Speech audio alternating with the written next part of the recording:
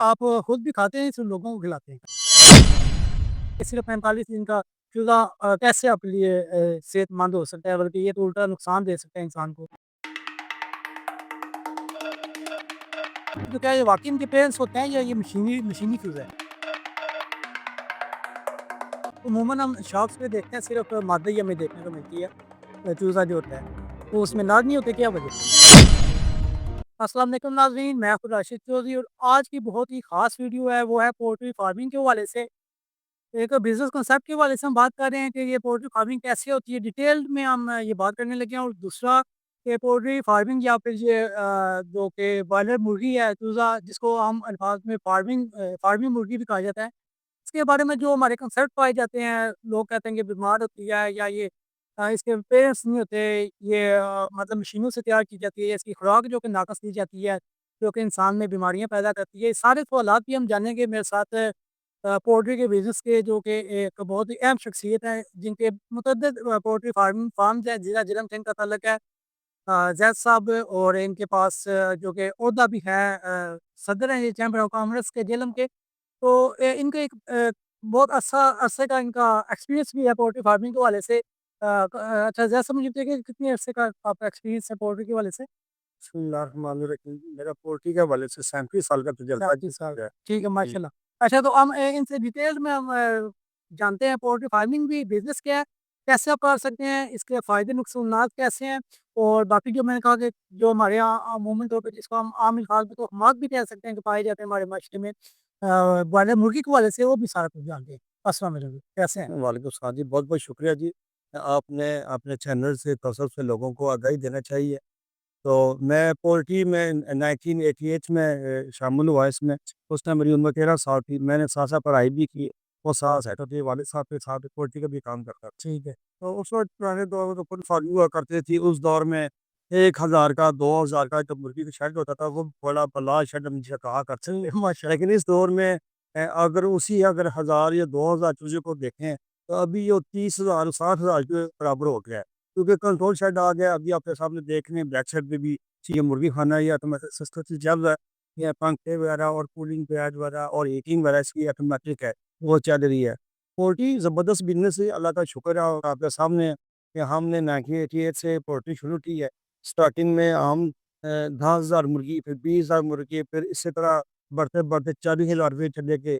तो रिसेंटली अभी जो हम फैमिली से मेंबर जो हैं, वो सारे जो कर रहे हैं पोल्ट्री का काम, अभी हमारे पास 25 से 30 लाख की फार्मिंग है। अच्छा माशाल्लाह 25 से 30 लाख आपके पास चूज़े पड़े हुए हैं। जी, इंशाल्लाह। ठीक है माशाल्लाह शेड्स कितने हैं आपके पास? मेरे जो पर्सनल अपने शेड हैं, वो तो मेरे 14 शेड है। इसके अलावा हमने कुछ शेड रेंट पे भी लिए हैं, कुछ दोस्तों के साथ उनके साथ हमारी शेयरिंग है। तो ये मिला के कम अज़ कम मैं समझता हूँ 30-35 शेड हमारे बन जाते हैं। ठीक है, 30-35 माशाल्लाह और सारे कंट्रोल शेड हैं? जब मैं ओपन बेस का कंसेप्ट नहीं, नहीं, ओपन का कांसेप्ट सारा खत्म हो गया है। अभी जो वक़्त जो दौर जा रहा है वो टोटली कंट्रोल है, क्योंकि कंट्रोल चूज़े में जो मुर्गी होती है, उसकी गोश्त की पैदावार ज़्यादा होती है, जिसकी वजह से कस्टमर की डिमांड और हमारे शॉपों में डिमांड, ज़ाहिर बात है इस दौर में हमारे बच्चे पिज़्ज़ा, बर्गर बड़े शौक से खाते हैं।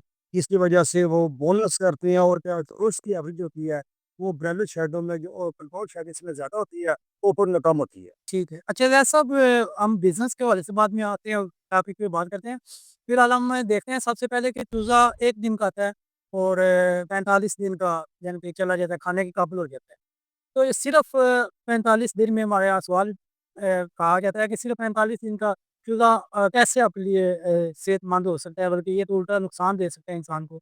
तो इस बारे में क्या कहेंगे आप? एक तो चीज़ मैं क्लियर कर दूँ, पिज़्ज़ा 1 दिन से लेकर 32-33 दिन पे जब पहुँचता है तो ये खाने के काबिल हो जाता है। जी, लेकिन हमारे अमूमन यहाँ पे जो डिमांड चलती है ना, वो ज़्यादा भारी मुर्गी की चलती है, जिसकी वजह से हम उसे 40, 45 डे, 50 पे भी ले जाते हैं। तो ये जो अमल है इतनी स्पीडी के साथ ये देसी तौर पे जो इसकी नस्ल है ना ब्रायलर की, जो कि अमेरिका से ये चल के आई है, तो डिपेंड्स नस्ल पे करता है, जिसकी वजह से इसमें ग्रोथ ज़्यादा तेज़ होती है।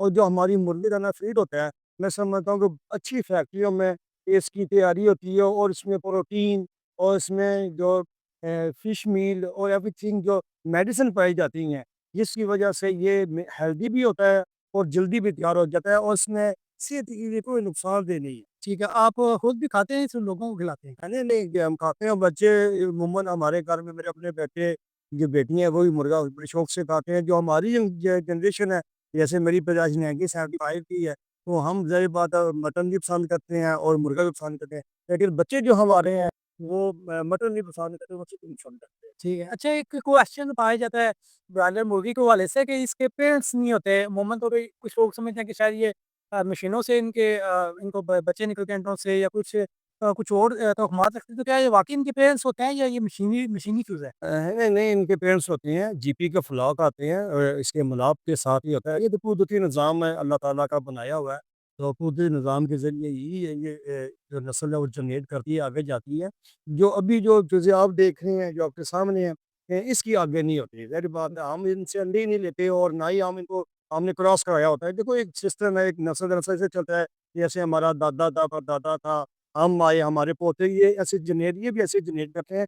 पेरेंट्स की होती हैं, लेकिन जो बेहतर हकीकतें होती हैं, तो ज़ाहिर बात है इनसे हम नाक अंदर लेते हैं तो हमारी आगे नहीं सकती। ये ब्रीडिंग कर सकते हैं या ब्रीडिंग की काबिल नहीं होती है? नहीं, ये ब्रीडर होंगे, नस्ल ही वो नहीं है ना, अच्छा, ये वो नस्ल वो अलग वैसे नस्ल होती ये नर मादे इनमें होता है या नहीं होता? है। नहीं, नर मादा होते हैं, सुकून है। अच्छा, अमूमन हम शॉप्स पे देखते हैं सिर्फ़ मादा ही हमें देखने को मिलती है। चूज़ा जो होता है, तो जी। उसमें नर नहीं होते, क्या वजह? नहीं, नहीं, नहीं, नर होते हैं, समटाइम ऐसे होते हैं, कुछ कंपनी ऐसी होती है, उनके पास डिमांड्स ऐसी होती है कि इसकी इसको ये जनरेट कर चेक कर लेते हैं कि मादी कौन-सी है, नर कौन-सी है, उस हिसाब से इसके रेट इन करके ना वो मार्केट में सेल कर देते हैं। बेसिकली जैसे कुदरत का निज़ाम है कि जोड़े से हर चीज़ आगे चलती है, तो ये भी ऐसे ही है, ये भी मतलब जोड़े दुकानों पे हम जाके जो मुर्गी खरीदते हैं, हुँ। वो आप क्या समझते हैं, नर होती है, मादा होती मिक्स होती है, है? मिक्स मिक्स होती है। होती है, मिक्स होती है। असल अमूमन ऐसा होता है कि शॉपों की डिमांड होती है, एरिया वाइज़ कहीं की डिमांड होती है, वो बड़ा मुर्गा सेल होता है, लोग खुश होते हैं। कहीं एरिया की डिमांड जो होती है वो हल्के मुर्गे की होती है, छोटे मुर्गे की होती है, तो वो बेसिक तौर पे जो सप्लायर होता है, वो खुद इसकी छांटी करके इसको उपलब्ध कर देता है। बड़ा मुर्गा जो नर लदा करता है, मादी लदा कर देता है, इसलिए आपको ऐसा नज़र आता होगा, ऐसा है नहीं। ठीक है।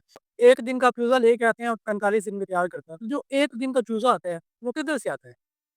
कि एक दिन का चूज़ा हैचरी से आता है जी, ये प्रॉपर सिस्टम लगे हुए हैं ब्रीडर से जब अंडा आता है वो हैचरी जाता है, उसी तरह प्रोसीड होता है जैसे कुदरत का निज़ाम है, 21-22 दिन में वो अंडे से चूज़ा बनता है फिर। और मैं समझता हूँ, मैं पहले ही बता चुका हूँ कि जदीद सिस्टम आ गया है, पहले तो ओपन गाड़ी हुआ करती थी, अब तो कंट्रोल गाड़ियाँ आ गई हैं।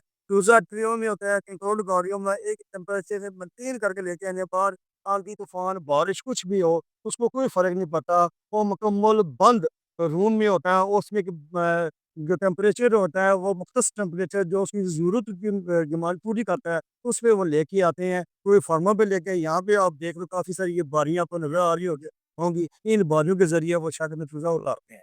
अच्छा, जिनका आपको कहना है कि ब्रीडर फार्म से अंडे लिए जाते हैं, जी, जी। वो हैचरी में पहुँचाए जाते हैं, वो से जो 21-22 दिन में बच्चा ज निकलता है। जो हैचरी से भी जो ब्रीडर से भी अंडा लेके आते हैं, वो भी कंट्रोल गाड़ियों में आता है। ठीक वो ऐसे नहीं आता कि ओपन गाड़ियों में, तो ओपन गाड़ियों में ज़ाहिर बात है वो इतना टेम्परेचर मेंटेन नहीं कर सकते, फिर वो अंडा खराब हो जाता है, वो चूज़ा नहीं बन ठीक पाता। है, वो 21-22 दिन में फिर तब अंडा हैच होता है। जी, जी। चूज़ा निकलता है, वो फिर फार्मर्स सॉरी ये कंट्रोल शेल्स को प्रोवाइड किया तो जाता है। वो 1 दिन में ही आना होता है, उसके पास इसकी स्पेसिंग होती है, तो आप उसे 48 घंटे या 32 घंटे रख लें, वो 24 घंटे के अंदर तो उसको डिलीवरी चाहिए होती है।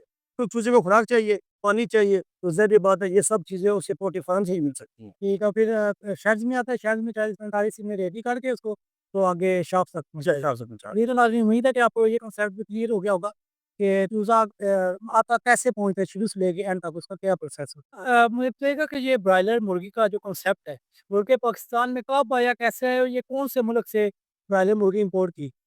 वैसे तो इसकी इब्तिदा अगर देखें तो वो तो अमेरिका से आई है, इसकी नस्ल जो इजाद हुई है वो अमेरिका से हुई है। हमारे मुल्क में तो ये मैं समझता हूँ पाकिस्तान बनने के बाद 1960-55 में ये आ गई थी। ये बेसिक तौर पे जो शेवर मुर्गी थी वो की है, ये जो हमारी एयरलाइन चलती है, इन लोगों मीडिया अपने मुल्क में लेके आए थे। वहाँ और लेके आने का मकसद भी यही था कि वो उनके जो हमारे बैरून मुल्क से जहाज़ यहाँ पे आते थे और यहाँ से भी जो जाते थे उनको फूड के लिए हमारे चिकन की जो बहुत तंगी थी और उसकी डिमांड पूरी नहीं हो रही थी। ठीक है। तो वहाँ से ये स्टार्ट हुआ, फिर आस्ता-आस्ता मुख्तलिफ कंपनियों ने अभी इस वक़्त हमारे जो पाकिस्तान में जो कंपनी है वो 5 चल रही, 6 वो तो ख़त्म हो गया है। जी। इस वक़्त आईआर की कंपनी है, वो चल रही है, उनकी ब्रीड चल रही है, उसके साथ बड है और लिकर है, रॉस ब्रीड है, ये चल रही हैं और नेक्स्ट इस वक्त परफॉर्मेंस भी बहुत अच्छी जा रही है। ठीक है, यानी कि जितना ये ब्रॉयलर मुर्गी पाकिस्तान में ये अमेरिका से नस्ल आई थी आगे उससे फिर ठीक है। अच्छा तो अभी हम बिज़नेस के हवाले से आते हैं। सबसे पहले कंट्रोल शेड्स के हवाले से बात करते हैं कि पहले तो ओपन शेड होते थे, आज का कंट्रोल शेड है। तो अगर किसी ने कंट्रोल शेड लगाना है, उसके पास कितनी इन्वेस्टमेंट चाहिए और बेसिक कंट्रोल शेड्स की कौन-सी चीज़ें हैं जिनको मद्देनज़र रखना होता है? जी, इसकी जो मेन चीज़ जो मद्देनज़र रखना होता है, ये कहीं भी आबादी हो से 3 किलोमीटर दूर होना चाहिए, ठीक, क्योंकि इसके साथ स्माइल होती है और आबादी में इसमें मुतासर होती है। 3 किलोमीटर का फासला होना चाहिए, उसके साथ-साथ पोल्ट्री फार्म उस जगह पे होना चाहिए जिस पे जहाँ पे डिलीवरी की तरसील जो है वो आसानी से हो सके। हमारे कुछ इलाके ऐसे ज़रूरी हैं जहाँ पे सड़क नहीं है, कच्चे रास्ते होते हैं तो बढ़िया लॉरी आती हैं, वो ट्रांसपोर्ट का भी मसला बनता है। इसके साथ-साथ हालाँकि पानी चाहिए, ठीक है, निचली ज़मीन पे वो भी पानी हमें साफ़ चाहिए, ना कि वो जो बारिशी पानी होता है वो इसमें नहीं चलता। ये 2-3 चीज़ें इसमें अकाउंट होती हैं। थर्ड ये चीज़ होती है कि जिस एरिया में आप पोल्ट्री खाना बना रहे हैं, उस एरिया का मौसम कैसा है? तो इसको भी मद्देनज़र रखना चाहिए। ये तो इसकी ज़रूरी जो चीज़ें थी जो फार्म बनाने के लिए होती यही 4-5 चीज़ें हैं। और इन्वेस्टमेंट कितनी दरकार है कंट्रोल शेड की? इन्वेस्टमेंट के बारे में अभी तो सूरत हाल का पता है, ज़रा डॉलर का रेट हाई है, हमारी इकॉनमी भी काफ़ी डाउन जा रही है जिसकी वजह से इस वक्त जो शेड तैयार हुआ है, अगर आप उसमें से वापता जो हमारी 3 फेज़ बिजली है, अगर उसको ऐड ना करें, तो उसके साथ जो जिस एरिया में आप फार्म बनाना चाहते हैं वहाँ पे जो रकबे का जो रेट है उसको ऐड ना करें, टोटली आप ये उसी कंस्ट्रक्शन को मद्देनज़र रख लें, उसमें जो सिस्टम ऑटोमेटिक लगना है उसको मद्देनज़र रख लें, तो इस वक्त तकरीबन 3.5 से 4 करोड़ रुपए का खर्चा उसका आ रहा है। ठीक, ठीक है, बेसिक यानी कि। बेसिक में। अच्छा कंट्रोल शेड की बात कर लें, बेसिक सा फ़र्क बताएँ कि कंट्रोल शेड और ओपन शेड में क्या फ़र्क होता है? कंट्रोल शेड और ओपन शेड में फ़र्क आपको पता है, ज़ाहिर-सी बात है कि मौसम की तब्दीली की वजह से हमारे यहाँ 4 मौसम होते हैं। जी। ज़ाहिर-सी बात है सुबह का टेम्परेचर और है, दिन का और है, शाम का और है और आधी रात का और है। हुँ, तो जब 4 टेम्परेचर बनते हैं ओपन फार्मिंग में हमारे पास इतना सिस्टम नहीं है कि हम चारों मौसमों को एक मौसम बना सकें। ठीक है? जिसकी वजह से वो उसको प्रॉपर उसको मौसम नहीं मिलता, खुराक वो खाता है, पानी भी पीता है, लेकिन उसकी जिस्म की ग्रोथ होती है ना, वो इतनी मज़बूत अच्छी गोश्त की नहीं बन सकती। तो जो कंट्रोल शेड होता है, वो चारों मौसम को जोड़कर एक मौसम मेंटेन करके बर्ड्स को देता है, ठीक, जिसकी वजह से जो बर्ड्स है, वो तेज़ी से ग्रोथ भी करता है और उसके साथ-साथ उसकी जो गोश्त की एवरेज होती है, वो ज़बरदस्त खाने के काबिल होती है। ठीक है।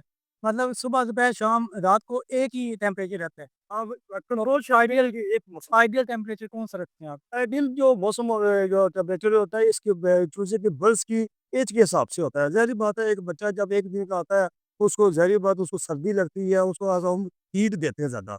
जैसे-जैसे बड़ा होता जाता है हम उसकी हीट कम करते जाते हैं, तो उसको ठंड देते जाते हैं। इसलिए जो टेम्परेचर है वो फिक्स इसका नहीं होता, टेम्परेचर इसकी ग्रोथ के साथ, इसके जिस्म के जैसे-जैसे ये बड़ा होगा, उसके साथ-साथ इसको ठंड चाहिए, हीट खत्म हो जाती है।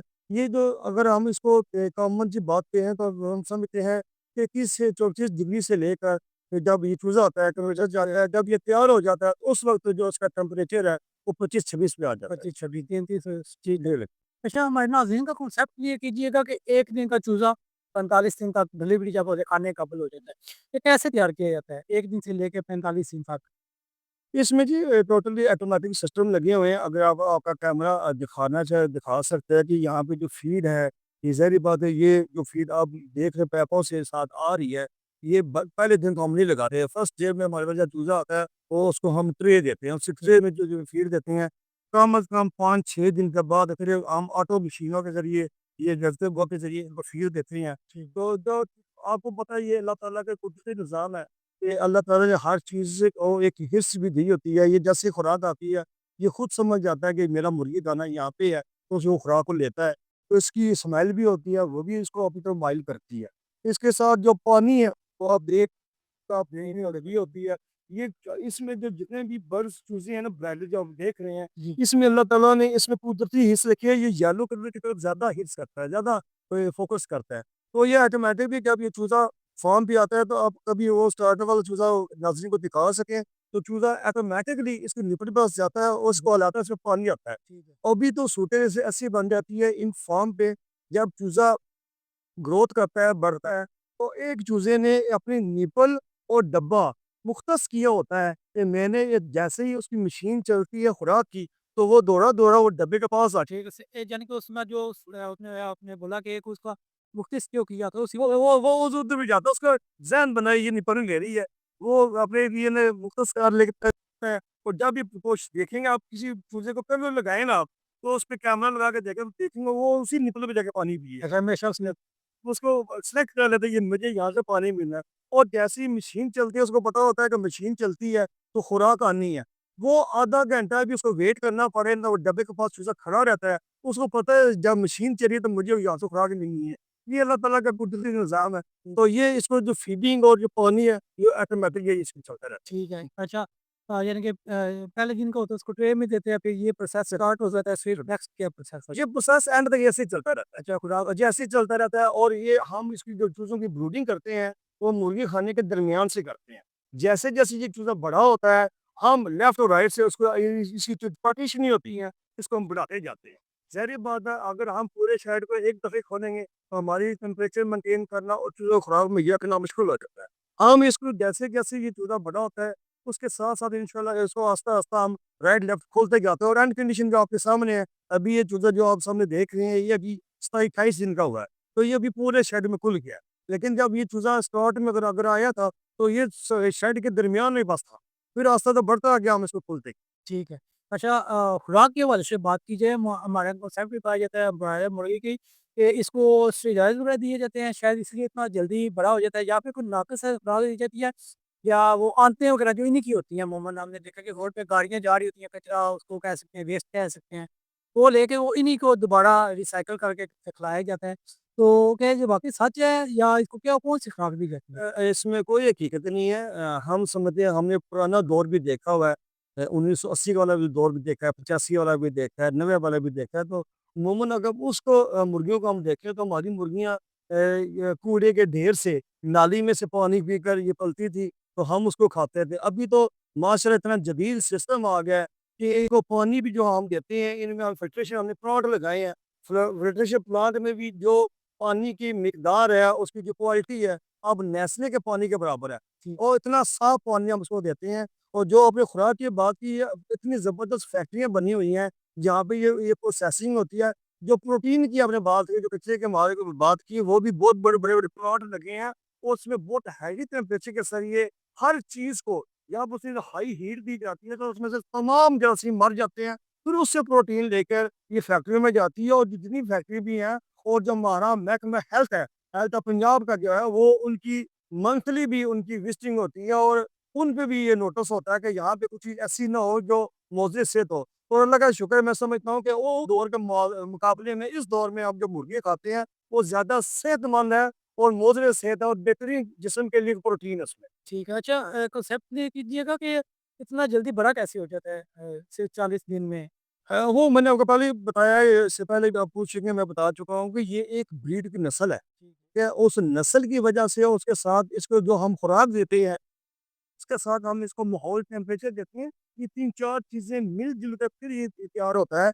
ऐसे नहीं होता, एक ब्रीड का भी बहुत बड़ा इसमें रोल मैप है। इसके साथ हम जो खुराक देते हैं, इसमें प्रोटीन का भी बहुत बड़ा रोल है। उसके साथ हम इनकी एनवायरनमेंट जो इनको माहौल अंदर देते हैं, इनके मर्ज़ी के मुताबिक, वो भी इसमें ऐड होता है, तब जाके ये 30 दिन के बाद एक खाने के काबिल हो जाता है। देखिए अदरवाइज़ हमारे ज़ाहिर बात है कंट्री में जो ये हालात है, वो ज़्यादातर बड़ा मुर्गा चलता है, जिसकी वजह से ये बोनस निकालते हैं, चीज़ें वगैरह चलती हैं, तो हम इसे 45 और 50 तक ले जाते हैं। ठीक है। अच्छा पोल्ट्री का बिज़नेस आपने बताया तो मुझे बताइएगा कि इसमें किस हद तक नफ़ा है या इन केस खुदा ना खास्ता नुकसान भी हो जाए तो किस हद तक नुकसान है? अच्छा, इसके बारे में भी वक़्त के हिसाब से काफ़ी सारे चेंज आते रहे हैं। ज़ाहिर बात है पाकिस्तान में तो कंट्रोल शायद बहुत लेट आया है और हमारे जिले में तो ज़ाहिर बात है और लेट आया है। कंट्रोल में अगर मैं देखूँ तो मेरा ख़्याल 2009 में मेरे ख़्याल दूसरा या तीसरा मुर्गी खाना था जो मैंने बनाया। तो उस वक़्त हम ये ज़हन बनाते थे जो पोल्ट्री थी कि हम उसकी एवरेज निकालते थे कि हर साल बाद उसकी हम एवरेज देखते थे कि हमें इस पोल्ट्री से कितना पैसा आया और कितना गया।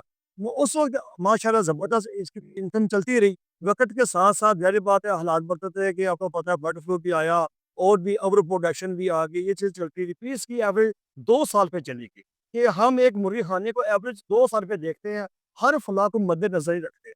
अभी जो सूरत-ए-हाल 2025 में जा रही है, जो मेरी ज़ाती एनालिसिस है, वो ये है कि हर बंदे के पास कम से कम 3 से 4 यूनिट्स होने चाहिए। तो एक यूनिट्स पे काम नहीं चलता। जब 3-4 यूनिट्स उसके पास होंगे तो वो उसको सर्वाइव भी कर सकेगा। और ऐसा होता है कि सम फुल्लाक उसके फ़ायदे में चले जाते हैं और दूसरा नुकसान में चला जाता है। वो नुकसान वाला फ़ायदे को कवर कर जाता है। फिर इसी तरह चैन चलता है, वो माल तैयार भी करता रहता है और नया डालता भी रहता है। वो जो सर्किट चलाता है ना, अभी जो 3-4 यूनिटों का, मैं समझता हूँ इस वक़्त में कोई ऐसा पूरे पाकिस्तान में ऐसा पोल्ट्री फार्मर नहीं होगा, जो जिसके पास 3-4 शेड हो और सर्किट चलाता हो और नुकसान में हो, ऐसा नहीं हो सकता। ठीक है।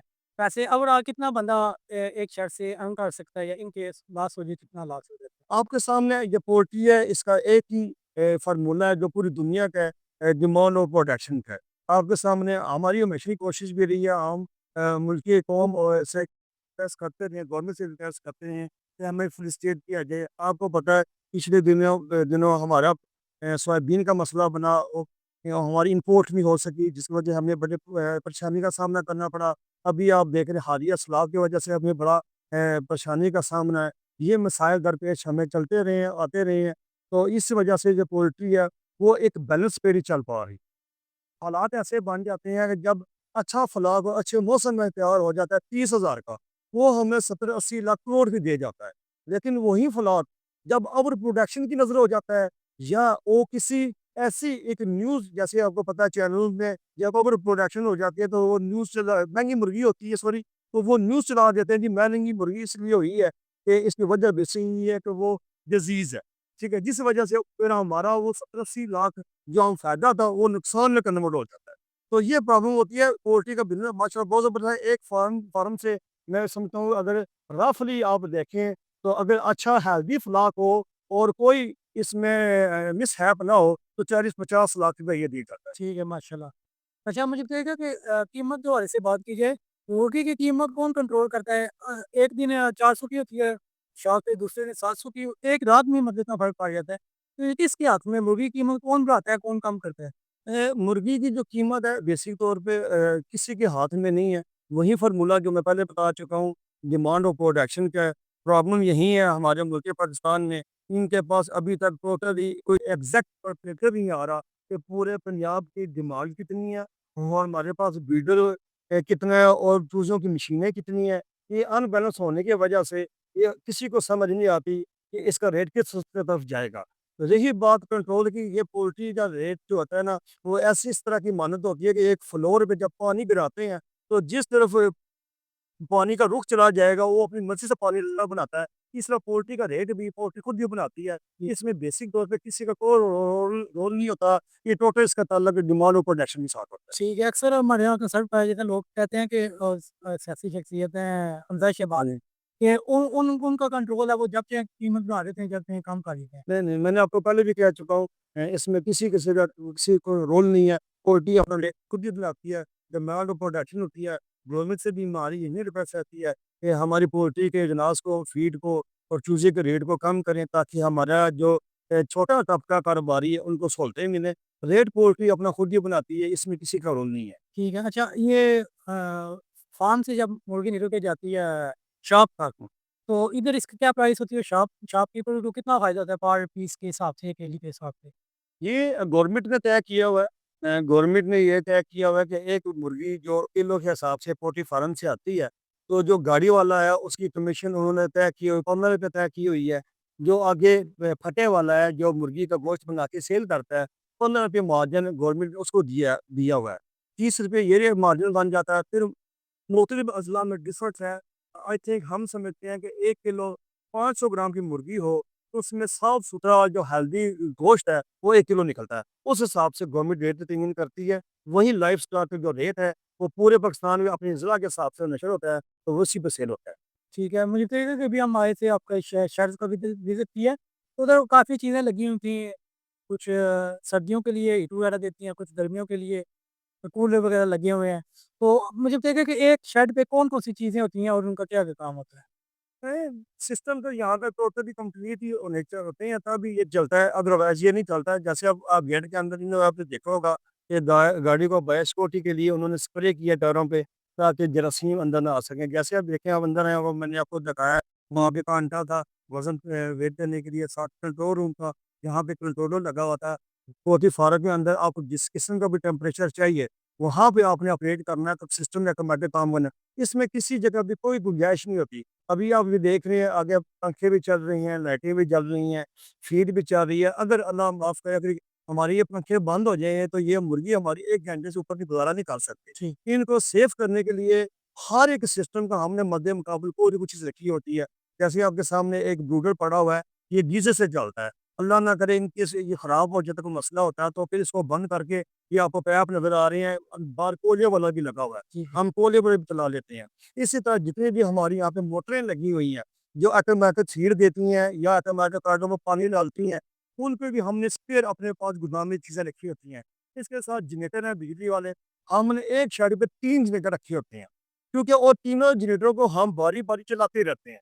अगर अल्लाह ना करे हमारी बिजली चली जाती है, तो अगर फिर हम फर्स्ट जनरेटर चलाते हैं, अगर वो मिसहैप का ये ना चले पे हम दूसरा ट्राई कर लेते हैं, अगर ना हो तो फिर हम तीसरे पे जाते हैं। शेड पे हमने बिजली को 4 हिस्सों में कन्वर्ट किया हुआ है। एक तो वापा है, सेकंड 3 जनरेटर है। तो 3 जनरेटर को हम बारी-बारी इसीलिए चलाते हैं कि वो भी स्टैंड बाय रहें। यहाँ पे किसी किस्म की सुस्ती की, लापरवाही की कोई गुंजाइश नहीं है। अगर आप को सुस्ती या लापरवाही करेंगे, तो अपना करोड़ों का नुकसान कर लें।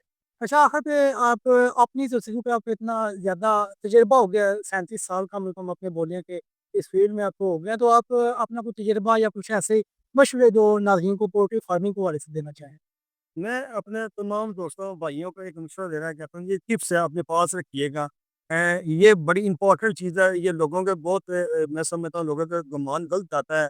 ये हमेशा याद रखिएगा, जब भी आप मुर्गी लेने जाते हैं, अगर मुर्गी का रेट कम है, तो आप समझते हैं कि ये मुर्गी बहुत सस्ती हो गई, आपके दिमाग में ये चीज़ आती है कि ये मुर्गी बीमार है इसलिए सस्ती हुई है। ये कतन का, ये अपने दिमाग से बातें निकाल दें। मुर्गी जब भी सस्ती होगी ना, उस पाकिस्तान में उसके एक ही वजह होती है सस्ती होने की, ओवर प्रोडक्शन। तो ओवर प्रोडक्शन तभी होती है जब आपके मुल्क की आबो-हवा, मौसम ज़बरदस्त होगा, ब्रॉयलर हेल्दी होगा, कोई डिज़ीज़, कोई बीमारी दूर-दूर तक आपको नज़र नहीं आएगी। फिर ओवर प्रोडक्शन की वजह से हमें फार्मर को नुकसान होता है, लेकिन रेट डाउन हो जाता है।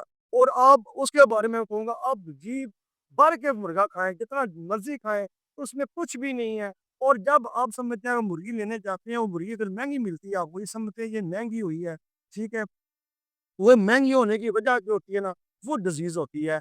मार्केट में शॉर्टिंग आ जाती है, मुर्गी पलती नहीं है। जैसे कि आपको पता है कि ये बर्ड फ्लू आ गया था, ठीक है? एक मुल्क से दूसरे मुल्क तक ये चीज़ चलती भी थी, तो बर्ड्स तैयार नहीं हो रहा था। जैसे आपको ये पता है, ये मौसमी फ्लड जब आते हैं, मिसाल के तौर पे ये नज़ला ज़ुकाम का आ जाता है, उसमें भी हमारे मुर्गियों में काफ़ी सी बीमारियाँ आ जाती हैं। जब बीमारियाँ चीज़ नहीं तैयार होती, तब जाके मुर्गी महँगी होती है। ये फ़ॉर्मूला याद रखिएगा, मुर्गी सस्ती जब भी होती है, ओवर प्रोडक्शन की वजह से होती है, जी भर के खाएँ। और जब मुर्गी महँगी होती है, बेशक कम खा लें, गुज़ारा कर लें, क्योंकि ज़ाहिर-सी बात है, डिज़ीज़ की वजह से मुर्गी तैयार ही नहीं हो रही, तैयार जो नहीं हो रही, इसकी वजह से मुर्गी का रेट ऊपर चला जाता है। ठीक है। अच्छा, आप मुर्गी सप्लाई भी करते हैं चूज़ा? तो मुझे बताएँ कि अगर आपके एरिया से ज़िला जेहलम से कोई भी आपके साथ कॉन्टैक्ट करना चाहता है, कौन-कौन सी चूज़े किस एज के आप सप्लाई करते हैं और क्या प्रोसीजर होगा अगर कोई आपसे कॉन्टैक्ट करके लेना चाहेगा? जो 1 दिन का चूज़ा है, वो तो ऑलरेडी तमाम पोल्ट्री फार्मरों को पता होता है कि बेसिक तो ये कंपनी की ड्यूटी होती है और कंपनी ने अपनी एजेंसियाँ दी होती हैं। अल्लाह का शुक्र है, मेरे पास भी 3-4 एजेंसियाँ हैं, जिससे मैं चूज़ा लेके अपनी कस्टमरों को देता हूँ। तो इसके अलावा जो तैयार मुर्गी है, वो आपको पता है कि हमारा जेहलम छोटा शहर है, इसमें यहाँ पे या पैदावार है वो बहुत कहाँ है। सेल बहुत अच्छी है, पैदावार कम है। इसी तरह हमारा सरगोदा ज़ोन है, महीवाल ज़ोन है, गुजरात है, इस एरिया में सेल कम है, पैदावार ज़्यादा है। तो हमारे एरिया में चलता भी ज़्यादा भारी मुर्गा चलता है। तो मैं समझता हूँ कि हमारे जो जेहलम के सप्लायर हैं, वो भी आउट ऑफ डिस्ट्रिक्ट से मुर्गा लेके आते हैं, तब जाके हमारी जेहलम की डिमांड पूरी होती ठीक है, बहुत शुक्रिया। जी, तो नाज़रीन, बेसिक इन्फॉर्मेशन आपको लेके दी, कंट्रोल शेल्स के हवाले से भी या ब्रायलर मुर्गी के हवाले से बात की जाए। ओवरऑल उम्मीद है कि आपको वीडियो अच्छी लगी होगी। आपके इस मुर्गी या इस चिकन के हवाले से जो कॉन्सेप्ट्स हैं, वो भी उम्मीद है क्लियर हो गए होंगे। अगर आपके कोई डाउट्स हैं, वो भी उम्मीद है क्लियर हो गए होंगे। फिर भी अगर आपके कुछ सवालात हैं, तो कमेंट्स बॉक्स में आपने लाज़मी पूछने हैं। उम्मीद है कि आपको वीडियो अच्छी लगी होगी। इसी के साथ राशिद चौधरी और मेरे साथ ज़ैद साहब मौजूद थे, जिला जेलम से इनका ताल्लुक है। हमें दीजिए इजाज़त। अल्लाह हाफ़िज़।